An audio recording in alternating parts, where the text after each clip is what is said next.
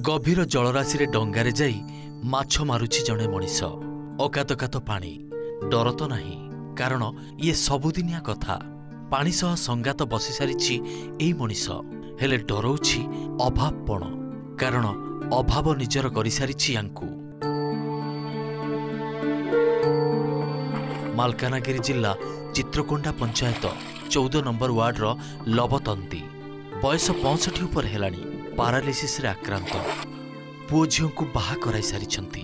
जी जुआडे जेझा बाटरे स्त्री को छाड़ीदेले पाखरे आउ केही नाहंती।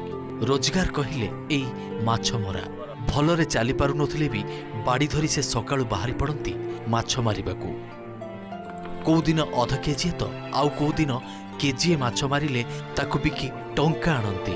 सेइथिरे जीवन चले, हेले जहाकू भरोसा करी से पानी भीतर को जाती ए डंगा एबे दरमरा अवस्था भांगी गलानी। डंगा पानी पशि जाउछि भितरकू, सेथिपई बाहर पटु टीण चादर पकाई सजाड़ी, किंतु बहु पुराणा ए डंगा एबे पूरा खतरा होई गलानी। विकलांग पारालिस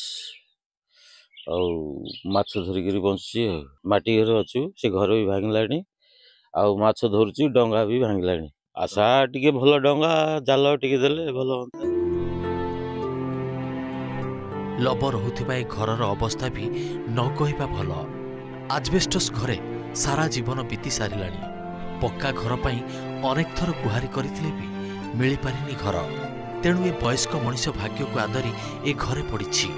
हाँ, भल रोजगार थिले निजे तोली दियंते पक्का घर, किंतु ताहा तो नाही। भलरे खाइबाकू जोठी पाउनाहांती सेठी घर कथा काई भाबिबे। उपांत अंचल ए मनीष सरकारी सुविधा कहले वार्धक्य भत्ता आउ चाउल पाउछि। दिव्यांग होइथिले भी भत्ता पाउनाहांती। तेणु सरकार जदि ए समस्या प्रति दृष्टि दियंते तेबे टिके भलरे चली पारंते एमाने। इनके कोळेबुती कर चलछु आउ इंदिरा घर मुसा नाही किछि नाही। ए पैसा पतर माछ के कोन के काम कला कुली कला पैसा रे खर्च करछु, भात खाउछु, सब होछि यार कोन कर।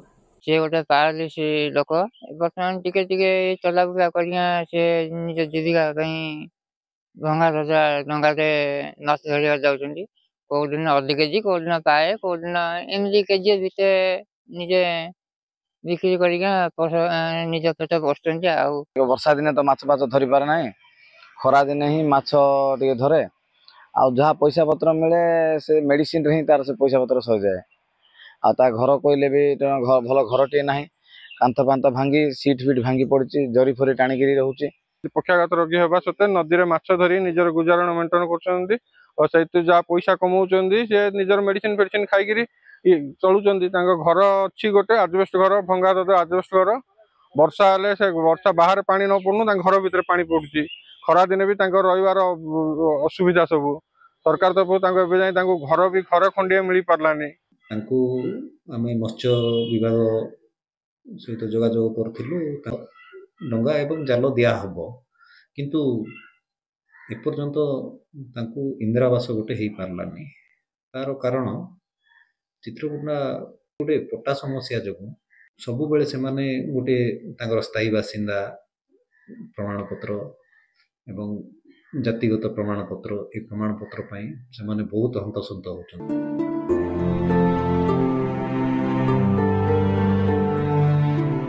लबतंती होउचंती जणे पक्षाघात रोगी। पर उपरे निर्भर न करी निजे करूचंती अहर संग्राम।